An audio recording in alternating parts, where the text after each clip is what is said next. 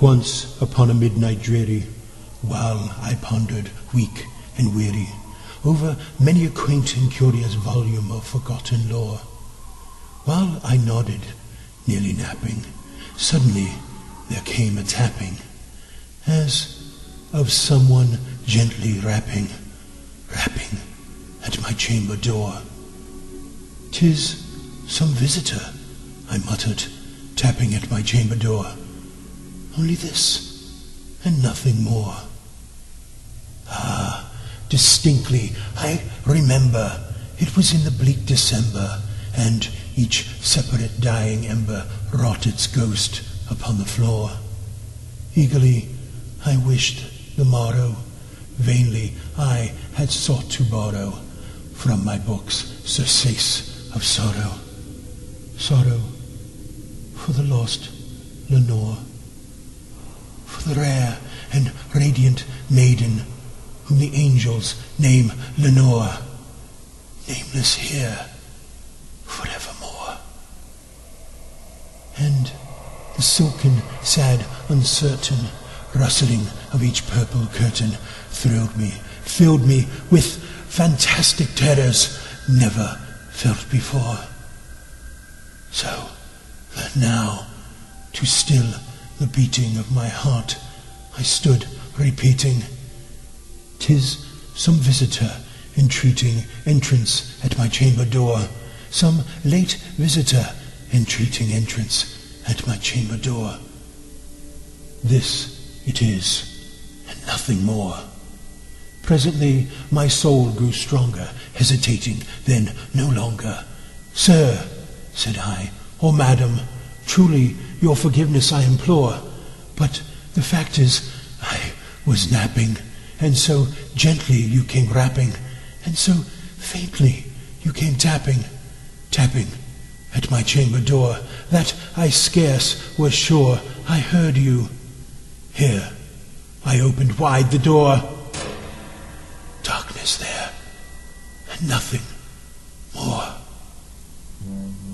Deep into that darkness peering, long I stood there, wondering, fearing, doubting, dreaming dreams no mortals ever dared to dream before.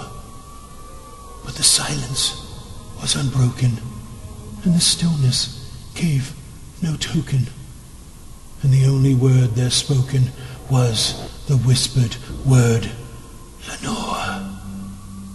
"This," I whispered, and an echo murmured back the word, "Lenore." Merely this, and nothing more. Back into the chamber turning, all my soul within me burning, soon again I heard a tapping, somewhat louder than before. "Surely," said I, "surely that is something at my window lattice. Let me see then what thereat is, and this mystery explore. Let my heart be still a moment, and this mystery explore. 'Tis the wind, and nothing more." Open here I flung the shutter, when, with many a flirt and flutter, in there stepped a stately raven of the saintly days of yore. Not the least obeisance made he, not a minute stopped or stayed he, but with mien of lord or lady, perched upon my chamber door, perched upon a bust of Pallas, just above my chamber door, perched and sat, and nothing more. Then this ebony bird beguiling my sad fancy into smiling, by the grave and stern decorum of the countenance it wore. "Though thy crest be shorn and shaven, thou," I said, "art sure no craven, ghastly, grim, and ancient raven, wandering from the nightly shore. Tell me what thy lordly name is on the night's Plutonian shore." Quoth the raven, "Nevermore." Much I marvelled this ungainly fowl to hear discourse so plainly, though its answer little meaning, little relevancy bore.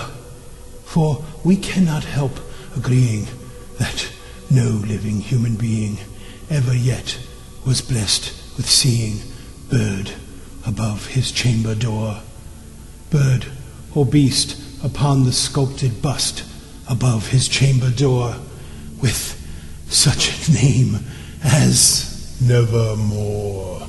But the raven, sitting lonely on the placid bust, spoke only that one word, as if his soul in that one word he did outpour. Nothing further than he uttered, not a feather then he fluttered, till I scarcely more than muttered, other friends have flown before, on the morrow he will leave me, as my hopes have flown before. Then the bird said, Nevermore. Startled at the stillness broken by reply so aptly spoken, doubtless, said I, what it utters is its only stock and store, caught from some unhappy master, whom unmerciful disaster followed fast and followed faster, till his song one burden bore, till the dirges of his hope that melancholy burden bore, of never, nevermore. But the raven, still beguiling all my fancy into smiling, straight I wheeled a cushioned seat in front of bird and bust and door. Then upon the velvet sinking, I betook myself to linking fancy unto fancy, thinking what this ominous bird of yore, what this grim, ungainly, ghastly, gaunt, and ominous bird of yore meant in croaking Nevermore. This I sat engaged in guessing, but no syllable expressing to the fowl, whose fiery eyes now burned into my bosom's core.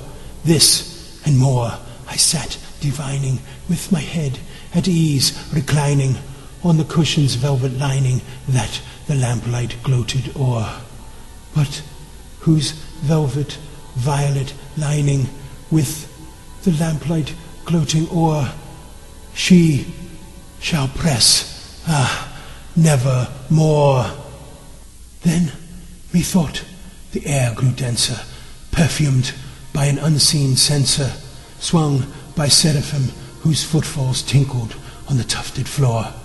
Wretch, I cried, thy God hath lent thee by these angels, he hath sent thee respite, respite, and nepenthe from thy memories of Lenore.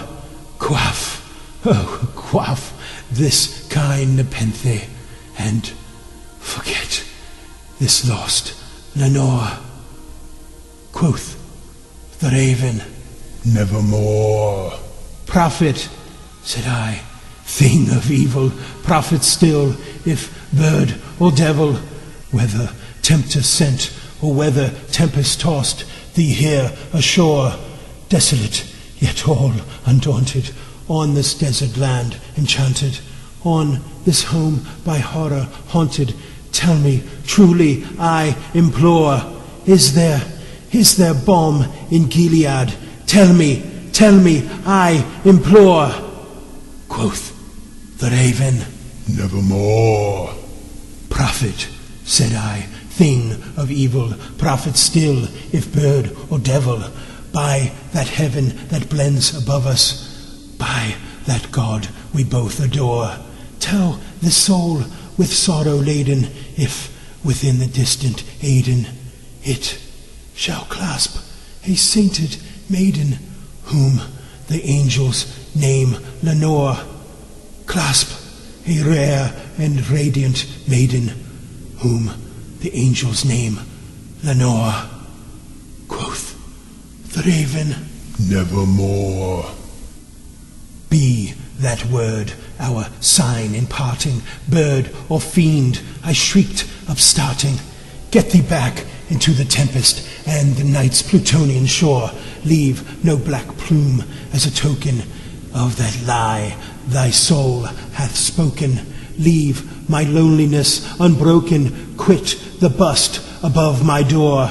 Take thy beak from out my heart, and take thy form from off my door. Quoth the raven, nevermore. And the raven, never flitting, still is sitting, still is sitting on the pallid bust of Pallas just above my chamber door. And his eyes have all the seeming of a demon's that is dreaming, and the lamplight o'er him streaming throws his shadow on the floor. And my soul from out that shadow that lies floating on the floor shall be lifted never more.